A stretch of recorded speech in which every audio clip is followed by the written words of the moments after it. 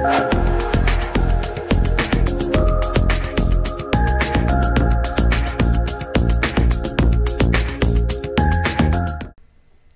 folks, welcome to Cybersecurity Awareness TV, episode 377, recorded November 27th, 2021. My name is Mac Jackson Jr., your cybersecurity consultant. If this is the first time you've been to our show, I want to thank you for being here. Our show discusses cyber news, tips, and information that you can use to protect yourself from the fastest growing crimes of the 21st century. I hope all of you had a wonderful holiday season and didn't eat too much turkey there. And thank you again for being a part of us. Also, I want to thank all of our guests from around the world who have been here with us and supporting us at Cybersecurity Awareness TV. You can find out more information about my products and services by going to my website first at macjacksonjr.com. That's macjacksonjr.com. And then visiting our company website at Vanderson Cyber Group. That's vandersoncybergroup.com, vandersoncybergroup.com, where you find out information on how to protect yourself and your family from the fastest growing crimes of the 21st century. And folks, remember, after you watch our show, remember to share, like, and subscribe to Cybersecurity Awareness TV. And I want to thank everybody and producers of WWDBTV for making us available on Roku. Absolutely, folks. This week, we are talking about some breaking news, folks. There have been 2 Iranians charged in spreading false information during our elections. Disinformation. We're going to talk about how that happened and how it will affect you and your personal private information. In our second segment, we're going to talk about tips on what you can do to protect yourself from these type of attacks online. In our first story, folks, having to do with the 2 Iranian nationals that have been charged by the U.S. Justice Department for tampering with our U.S. elections in the last 2020 presidential election. Folks, there's been lots of talk about fake news that's been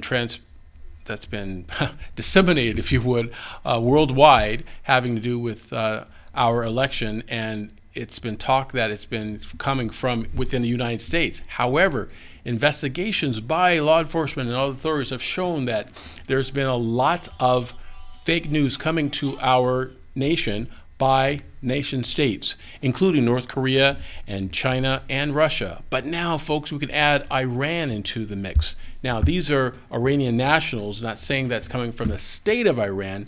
These 2 individuals that have been indicted by our U.S. Justice Department are citizens of Iran. Now, what this means is if they were to leave their nation and try to travel to another country that is an ally of the United States, they will be immediately arrested and brought to the U.S. for prosecution. So you ask, what have they done? Well, during the president's election, what they have done, folks, they have used cybercrime techniques such as phishing and ransomware in order to take over a computer system and send out emails to people within that company's computer system with fake information in hopes of changing the voters' points of view and changing the vote and affecting our elections. There's tons of information regarding this, and this information is sent to my organization regarding it, and we are glad to report that of this breaking news. Here is the report for you that I'd like to share with you from CNBC. We've got some breaking news on a disinformation campaign against the 2020 presidential election. Eamon Javers is here with the story. Eamon, what's going on? Kelly, that's right. The Department of Justice at this hour unsealing an indictment against 2 Iranians in their 20s that the U.S. government says were involved in an elaborate scheme back in the 2020 presidential campaign to influence the United States election. Here's what the Department of Justice is saying. They say the 2 men were Saeed Kazami and Sajjad Kashian. They both obtained confidential U.S. voter information from at least one state election website. They sent threatening email messages to intimidate and interfere with voters, and they created and disseminated a video containing disinformation about purported election infrastructure vulnerabilities. Now, the question here is, to what end was all of this done? And what officials briefing reporters over the past couple of minutes have just said is that they think the Iranians here were trying to just sort of undermine confidence generally in the U.S. election, confidence in democracy itself among Americans. They were targeting both Republicans and Democrats with this campaign. The 2 men are not within U.S. legal reach, so they will remain unarrested for now, but they're going to have a hard time leaving Iran if they want to travel, given all the Interpol interest that's going to be in these 2 men. So this coming just one day now after we saw a release yesterday from U.S., U.K., and Australian authorities, all of those folks issuing an alert about Iranian hacking aimed at companies. This one focused really on infrastructure and the healthcare sectors. CISA, the FBI, U.K., and Australian authorities warning of attacks actively targeting a broad range of victims. The targets of the Iranian hackers in this case include the transportation, healthcare, public health, and also Australian organizations more broadly. All of that indicates a really aggressive campaign now from the Iranian side. Yesterday at our Technology Executive Council event, I had the opportunity to talk to Kevin Mandia, the CEO of Mandiant, the cybersecurity company, one of the tops in the world. I asked him what he makes of the Iranian hacking capacity generally. And here's what he said. They're operating with efficiency. They're operating with malware that can be updated. They have a framework where they can update their malware super fast, so endpoint can think and learn and detect what they've got. They can be very efficient at getting, leapfrogging our defenses as they learn. So Mandia has a high opinion of the Iranian hacking capability. He also had sort of a pessimistic note. He said if it comes to an all-out cyber war, the United States could be in some trouble. Here's what he said on that point. If we had a successful cyber war in just the cyber domain with another nation, my gut is we lose, because we're in the glass house attacking mud huts. It's just too asymmetric. So Kevin Mandia there, one of the sort of leading lights of the cybersecurity industry, saying that if it comes to all-out cyber war, he would guess at this point that the United States would lose. And what we've just seen yesterday and today now from the U.S. government are warnings that the Iranians are taking this very, very seriously. So how might this all play into, for example, negotiations over its nuclear program? Well, it's all part and parcel of the diplomatic dance between the two countries and the hostility between the two countries. And I think what you see here from the Department of Justice in these indictments that were unsealed today is an effort by the U.S. government to do sort of a brushback pitch ahead of the 2024 elections, to say, stay out of the 2024 elections, right? Because we know what you're doing. And there's a real effort to name and shame here. They're giving you the names, the ages, the workplaces, the companies that these guys are affiliated with, of all the people involved in this campaign. This is the United States saying, look, Iran, we know exactly who you are. We know exactly who's doing this. Knock it off. We'll see if it's effective at all. But to your point, it is coming in the context of all these other negotiations between the two powers. Yeah, midterms, too, coming up. Any important election, we know this interference could happen. Eamon, thanks. It's good to have you here. Yeah, it's good to see you. Wish it was better news. Right? Yeah, exactly. Eamon Javers. And after this investigation of these nation states with our elections, our Justice Departments are cracking down on other countries as well, including Russia and China and North Korea, to find out who these hackers are and let them know that we won't put up with this type of threat affecting our society here in the U.S. and our way of life using these attacks. Folks, what this is it is terrorism, cyber terrorism, and a cyber war that we're doing right now, that we're not launching any bombs or missiles, but we're doing it through electronic means. And these means are causing chaos within our society and hoping changing the Americans' point of view on issues that affect our way of life. Here's another report I'd like to share with you from CNBC. Yeah, we've seen in the past where Iran has used cyber capabilities to inflict damage. Saudi Aramco was breached, for example, in Saudi Arabia. We've seen attacks here in the United States, the financial crisis in 2011 to 2013. Iran's used cyber capabilities in many ways to try to change political stances or geopolitical senses around what the United States does towards Iran. And it has an absolute capability of inflicting some pretty substantial damage here in the United States with its capabilities. It recognizes it can't fight us on a one-on-one war when it comes to boots on the ground, bombs and things like that. We anticipate them using cyber as a main method to kind of get their point through from a retaliation perspective. And some members of how they term it, Iran's cyber army, may be responsible for the $500 billion in economic damage caused by cybercrime in 2018. That's Marsh's estimate, compared to $300 billion that was lost in economic damage because of natural disasters. And yet, when you look at what people are spending in the United States on cybersecurity insurance, $4 billion as opposed to $180 billion on property insurance, it's clear that, at least in the United States, we're underestimating the risk of cyber damage. How does it change if you're looking not just at cyber crime, but cyber terrorism? That's right. Most of our risk models that we look at for businesses and organizations are trying to stop things like ransomware, for example, where they can hold our company hostage and we have to pay back a ransom in order to get the money back. They don't usually equate into things like when a war actually occurs, that it's going to be fought from a cyber perspective and the damages that can be inflicted.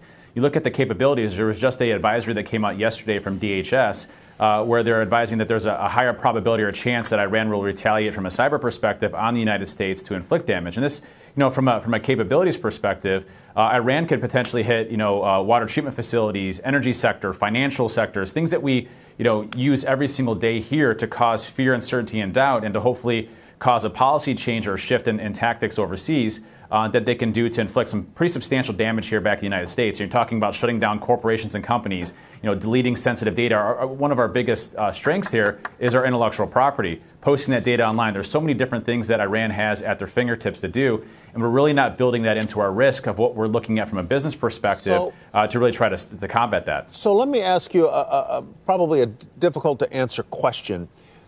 In terms of commerce, in terms of infrastructure, how much more vulnerable are we today to cyber attacks because so much more of our commerce, so much more of our infrastructure is involved in the digital world, is in the cloud, whether it's electronic banking or whatever? And how much better prepared are we today than we were, say, 10 years ago? Because companies, infrastructure companies, Chase Manhattan Bank, Bank of America, they understand that they're that much more vulnerable. Yeah, companies have definitely taken more of a understanding that cybersecurity is something that they need to do in order to conduct business. But we're still grossly unprepared to handle nation-state level attacks. When you're talking about the capabilities and the resources being thrown, at these organizations in Iran, in China, in Russia, North Korea, for example, some of the larger adversaries that we have to deal with, most companies are not acclimated to be able to handle that type of sophistication or direct targeted attacks against our infrastructure. And that's really the crux here, is that if Iran does want to inflict damage here in the U.S. economy, most organizations have a basic cybersecurity level to stop a lot of the organized crime efforts that we have out there, not nation states that we see like Iran, China, Russia, or North Korea. David, thank you so much for sharing your expertise with us. Appreciate that, former hacker for the NSA.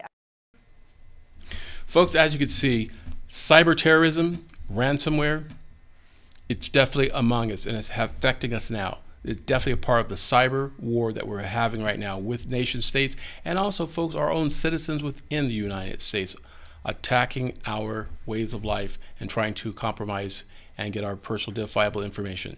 But there's lots of things that you can do to protect yourself, folks, regarding this. And we will discuss this in this segment we have for you today. But first, there is a video I'd like you to see from a message from the Federal Bureau of Investigations, the FBI. Roll the clip. On October 22, 2020, FBI and CISA publicly announced the Iranian campaign to intimidate and influence American voters and otherwise undermine voter confidence and create discord in the 2020 U.S. election process. This attack on our democracy will not be tolerated.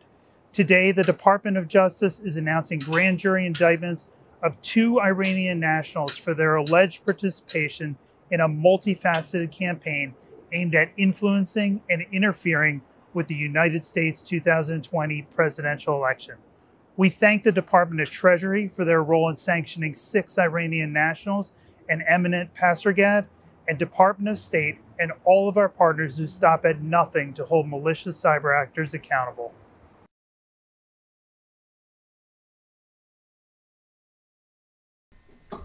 As you can see, folks, the cyber war is definitely out there, and as the gentleman stated from the FBI agent stated, that we have to do our part in protecting ourselves from this type of cyber threats. Our government, law enforcement agencies around the world are going after these bad guys. It's not like our country is not doing anything. We are also striking back. We have an excellent team of strike force cyber programmers and hackers with ethical programming hackers as well that are striking back to the other foreign countries and foreign agencies and finding out information that they have on us, and we're striking back against them.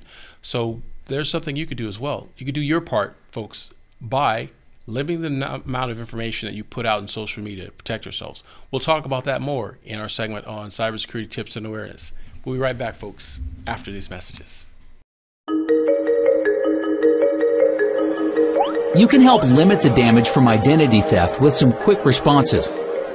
Placing a fraud alert on your credit reports, filing a complaint with the FTC, and then filing a police report.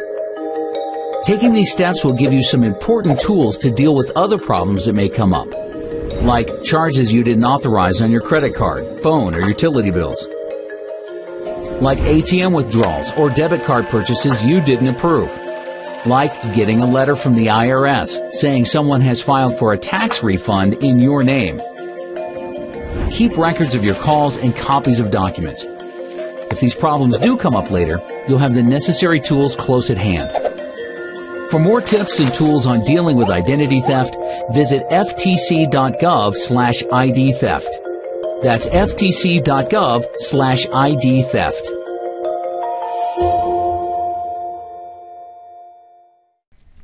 Hi folks, welcome back to Cybersecurity Awareness TV. I'm your host, Mac Jackson Jr., consultant.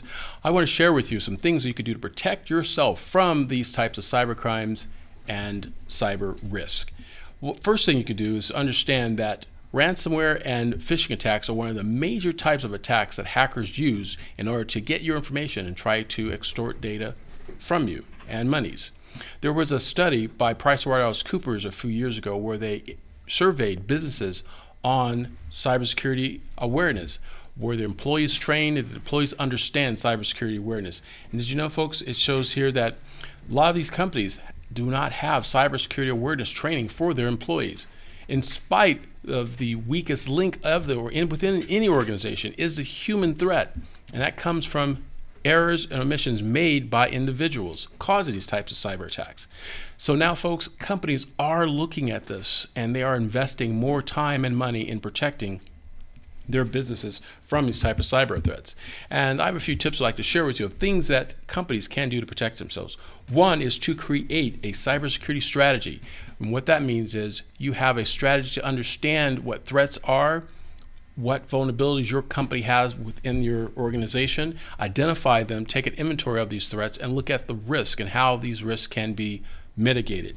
Secondly, is to maintain a defensive posture and defensive practice within your organization. In other words, have cybersecurity drills where you understand if there was something happening to your company, you know what to do. You know who to report to if there was an incident, more than just your insurance company or insurance agency that you're down. You have policies and procedures set up at your organization to give you that level of protection and assurances that your business will continue running after there is a cyber threat. And finally, the most important thing is training your employees in cybersecurity awareness. Again, folks, the weakest link in organizations is the employees not being properly trained. Having your employees trained in cybersecurity awareness will give them that assurance that they understand their roles and responsibilities within your organization, and also it will help your company to protect itself against these types of cyber threats. Some of the benefits that you'd have by having your employees trained is that it would raise awareness in your organization and to protect you from these vulnerabilities. You have a guide that your company can use that is automatically updated continuously. We're talking at least twice a year you should have training within your organization. Folks, by doing this with your company, you can definitely have a peace of mind knowing that you've done your due diligence to protect yourselves from the so-called evildoers out there that are trying to exploit and get your data. For more information like this, you can contact Vanderson Cyber Group, where you can learn how to develop these strategies within your organization. You can do that by going to the website at vandersoncybergroup.com or give them a call at 702-868-0808. Well, that's all we have for this week, folks, in our show. We want to let you know that you can find us again on the Roku network. That's right, folks. WWDBTV. You find episodes of Cybersecurity Awareness TV. You can find us there. You can find us on Facebook and YouTube. And remember, if you're on Facebook, YouTube, remember to smash that like button and subscribe, folks, and share this information about Cybersecurity Awareness TV. Folks, we'll be back next week for more news for you from Cybersecurity Awareness. Until then, stay cyber woke. We'll see you then.